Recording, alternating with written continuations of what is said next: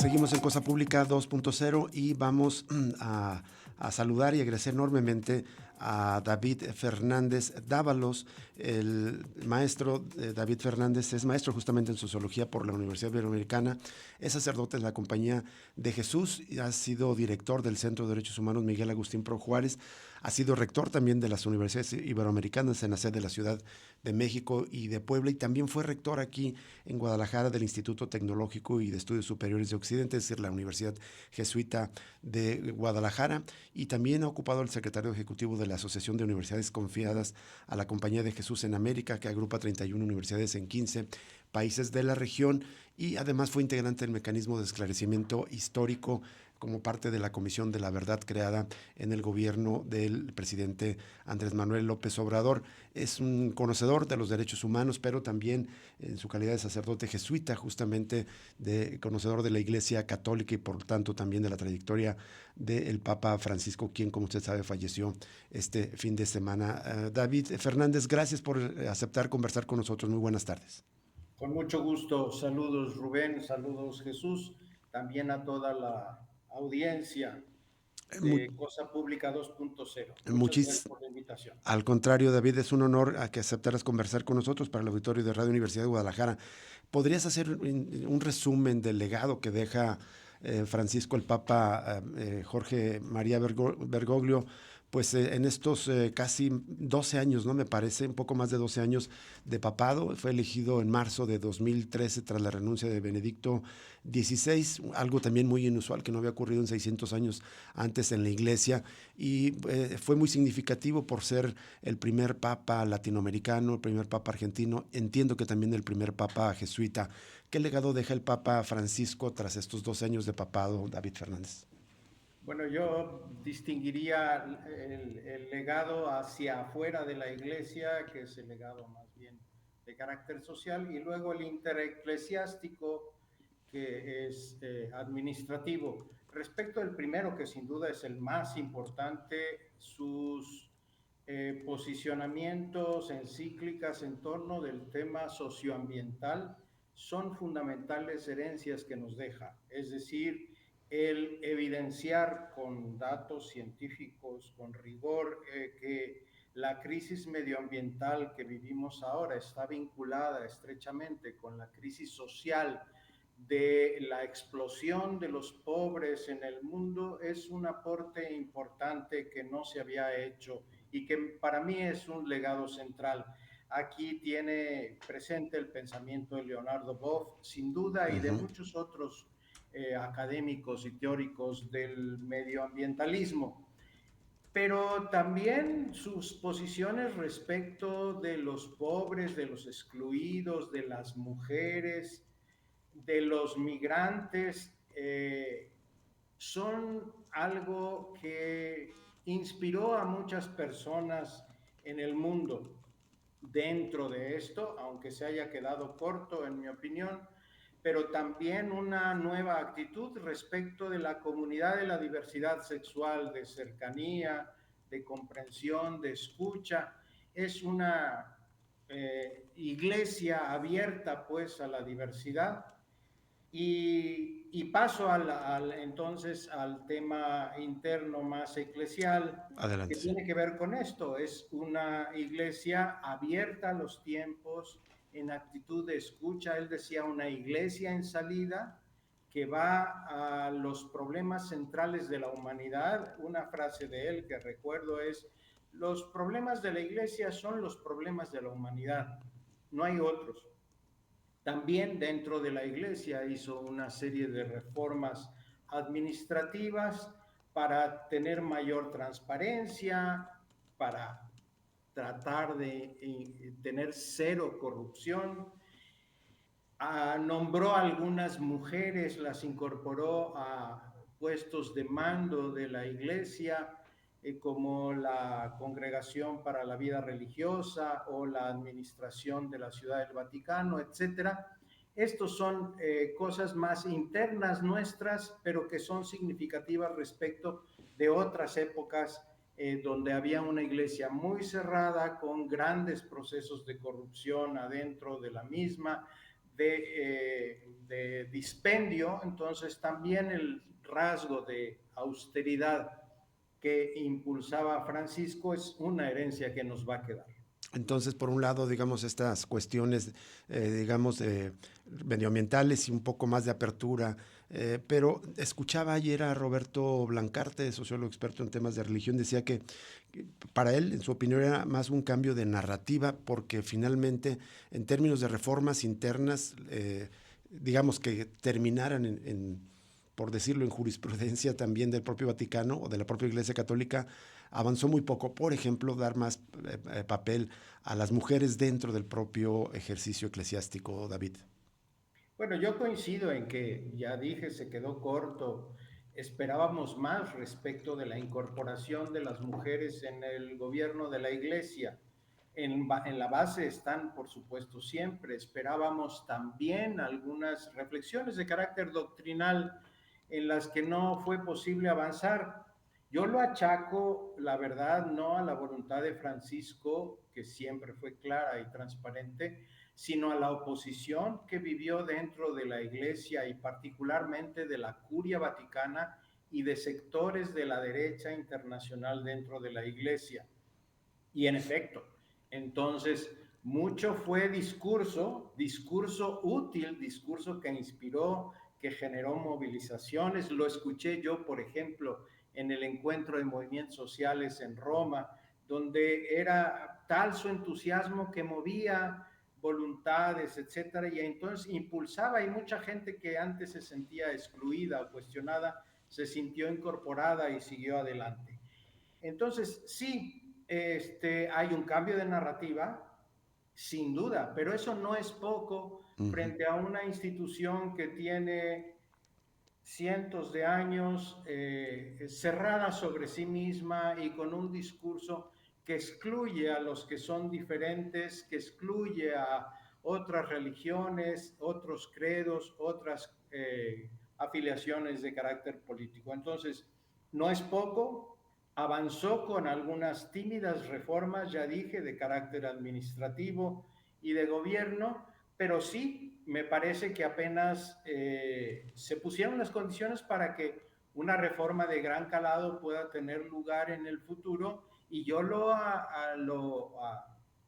adjudico a la resistencia de sectores muy conservadores dentro de nuestra Iglesia Católica. David Fernández, ¿identificas algún tema que hubiera declarado o que era conocido de que el Papa Francisco tenía interés en empujar y que ese finalmente no pudo salir justo por estas reticencias de estos sectores más conservadores de la curia y de otros sectores de la Iglesia? Tengo dos muy presentes. Uno era la comunión para los divorciados. Tres voy a mencionar. La comunión para personas que se habían divorciado en un primer matrimonio y se habían vuelto a casar. Prácticamente estaban excomulgadas, salían de la iglesia, él quería incorporarlas de alguna manera, y esto lo propuso en el Sínodo para la Familia y las corrientes conservadoras. Algunos de los ahora candidatos a papables se opusieron muy fuertemente. Una segunda tiene que ver con mm, el tecnicismo, el presbiterio uxorado, es decir, que pudiera haber sacerdotes que se casaran, o mejor, personas casadas de bien, inspiradoras, servidoras de su comunidad, que pudieran recibir el sacramento del orden presbiteral. Esto lo planteó en un sínodo sobre las comunidades indígenas y tomando como guía muy importante lo que sucede actualmente en Chiapas, en México, cuando muchos de los ministros diáconos en ese contexto son diáconos casados y sus mujeres les acompañan en el servicio a las comunidades. Esto también fue detenido. Y uno tercero fue el tema de la presencia de las personas de la diversidad sexual dentro de la iglesia, gays, lesbianas, transexuales, etcétera. Esto lo plantearon también en el Sínodo de la Familia, diciendo en el borrador del sínodo que se iba a discutir que estas personas enriquecen la vida de la iglesia, que aportan su sensibilidad, que no es solo un tema de orientación sexual, sino es una sensibilidad, una cosmovisión, una serie de compromisos, de vínculos que iban a enriquecer a la iglesia. Esto tampoco pasó. Entonces, sí, son tres ejemplos que tengo aquí a flor de piel que me son significativos y que marcan o prueban que el Papa Francisco quería empujar él mismo, pero que enfrentó oposiciones importantes. ¿Qué tal, David Fernández? Le saluda Jesús Hola, Estrada, Jesús. un gusto escucharle. Igualmente, gracias. Quería preguntarle, pues sin duda, pues estaban esos grupos de extrema derecha o de derecha dentro de la iglesia que fueron un obstáculo para que avanzaran estas reformas, pero más allá, digamos, de la curia también, creo que Francisco causó mucho escozor en sectores de la derecha. Por ejemplo, quería preguntarle en una situación que me llama la atención. Hace tiempo vi una entrevista con este actor, director Mel Gibson. Estaba indignado y llamaba idólatra a Francisco. Todo porque Francisco hizo una ceremonia, entiendo que en los jardines vaticanos, donde reivindicó la figura de la Pachamama, esto con su relación con América Latina, esta figura de las comunidades originarias que representa a la Madre Tierra. Me parece que ahí el Papa Francisco también pues le da la importancia al tema del cuidado del medio ambiente, pero por esa razón no solo Mel Gibson, sino he escuchado esa crítica en muchos sectores llamándolo idólatra, cómo se le ocurría darle el reconocimiento a una figura como la Pachamama. Me parece mucha ignorancia en muchos sectores de la derecha, ¿no? Sin duda, ahí en realidad lo que Francisco buscaba era un acercamiento con las cosmovisiones de los pueblos originarios que tienen filosofías más antiguas que las nuestras. Es decir, hay que reconocer que aquí el pueblo otomí tiene 3000 años de filosofía, más o menos lo que nosotros tenemos de filosofía occidental, y que Claro. hay comprensiones que no se pueden desechar sin más. Esto no de ninguna manera significa haber adorado a la tierra, sino que hubo un ritual en el que la Pachamama obtiene un lugar central en la medida en que es la madre nutricia de la que provenimos. Finalmente, detrás de ella estaría para nosotros los creyentes, las creyentes, Dios mismo. Pero son lecturas, me parece, interesadas, que querían descalificar por cualquier medio a Francisco en la medida en que representaba intereses no hegemónicos, por ponerlo de esa manera, los intereses de los excluidos, de los y las pobres, etcétera, y entonces había que descalificarlo y para eso usaron multitud de tretas. La verdad es que a las ultraderechas poco les interesan muchos de los temas que manejan, les interesa la incidencia política de los mismos en un momento electoral, por ejemplo. Así es. David, tenemos que hacer un breve corte para identificar la estación. Quería pedirte de favor si nos puedes esperar este minuto que dure el corte para continuar con la entrevista. Con todo gusto, Muchas gracias. gracias, David. Regresamos en un momento con David Fernández Dávalos.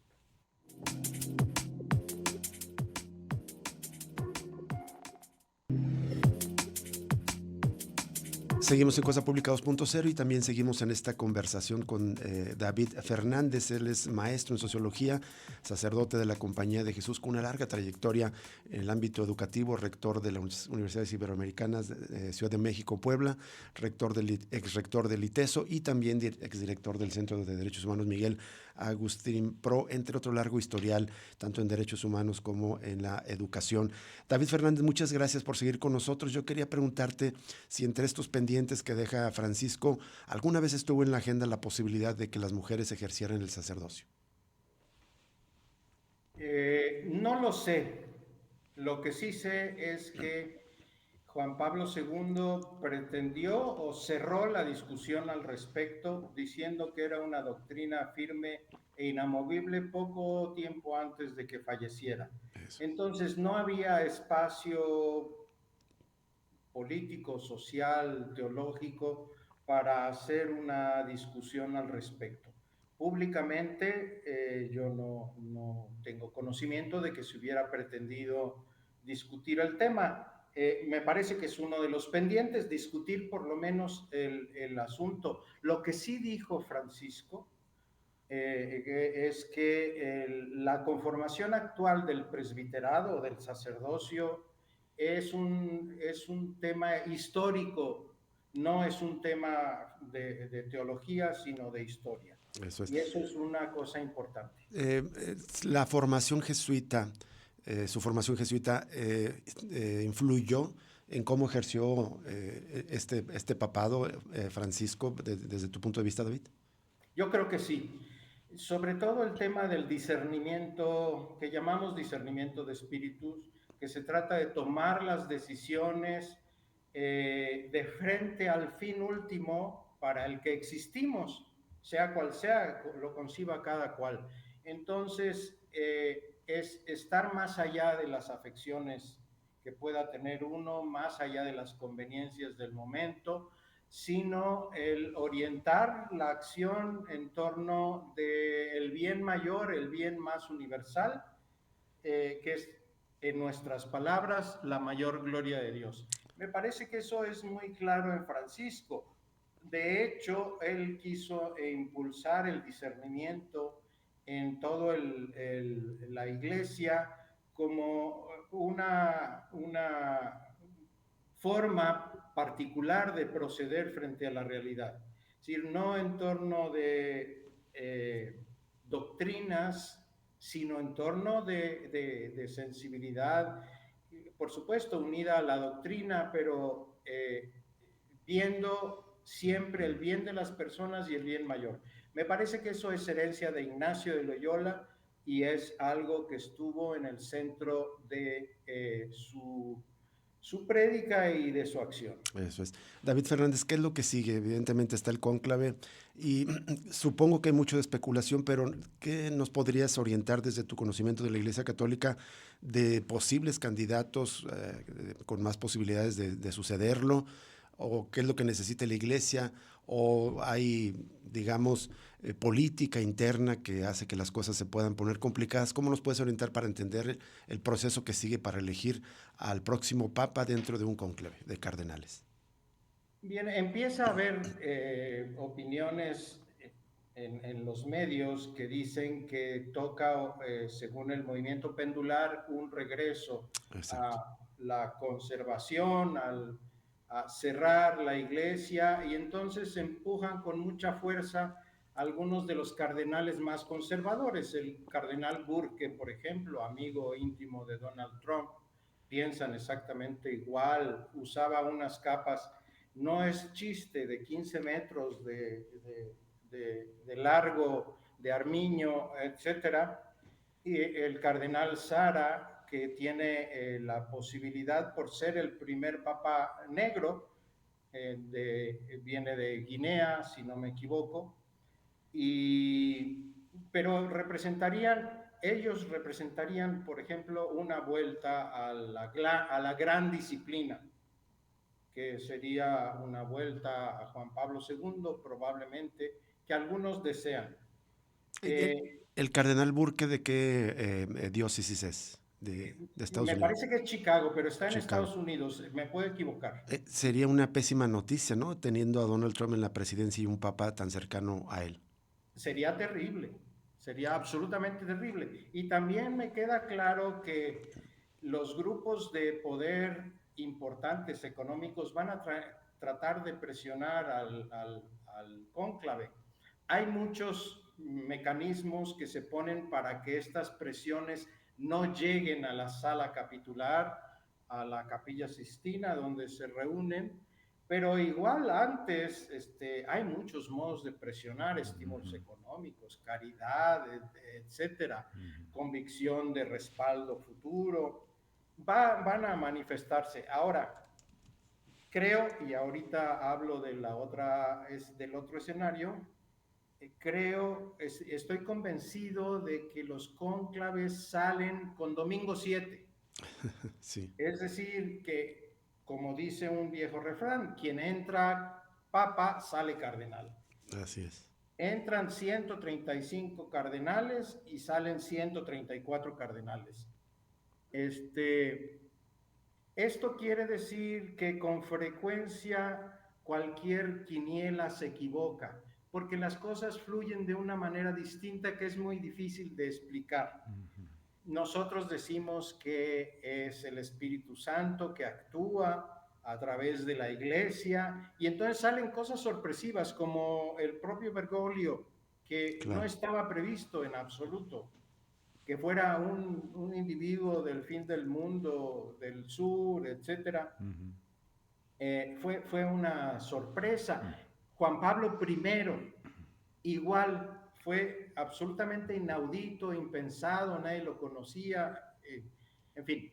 Así es. Entonces, creo que no hay que adelantarnos mucho. Creo también, por otro lado, pienso que el Papa Francisco tuvo la oportunidad de hacer nombramientos muy importantes del 80% de los cardenales que van a elegir.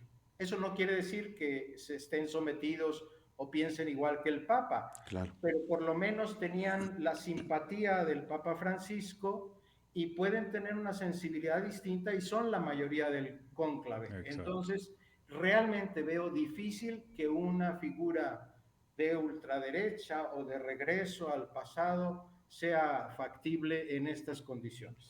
Padre David Fernández, una duda también en ese respecto, digamos, estamos en una situación crucial y que sería muy importante, digamos, la continuidad que puedan tener los programas de Francisco en un contexto de auge de la ultraderecha a escala política y social en el mundo, ¿no? Representada básicamente por Donald Trump. Ahí quería preguntar su opinión, digamos, a mí me parece muy importante lo que fue el último día de Francisco el domingo pasado, donde en este mensaje de Urbi et Orbi, allá en Roma, no lo leyó, pero su mensaje final fue en contra del desprecio que se despierta, lo estoy citando, hacia los vulnerables, los marginados y los migrantes. Ahí también se pronunció en contra de el ataque de Israel a Gaza. Todo esto mientras acababa de recibir al vicepresidente estadounidense de extrema derecha de J.D. Vance. Es decir, en su cara prácticamente lo último que hizo Francisco fue pronunciarse en contra de las políticas de Donald Trump. Es como bastante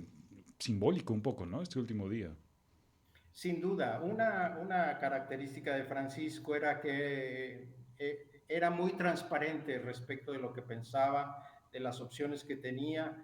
No era hábil para las diplomacias que se requieren luego en puestos así, porque para bien o para mal todo el mundo sabíamos lo que pensaba. Entonces, siempre ha sido un leitmotiv de Francisco el hablar en favor de los migrantes, de los excluidos, de los oprimidos, etcétera.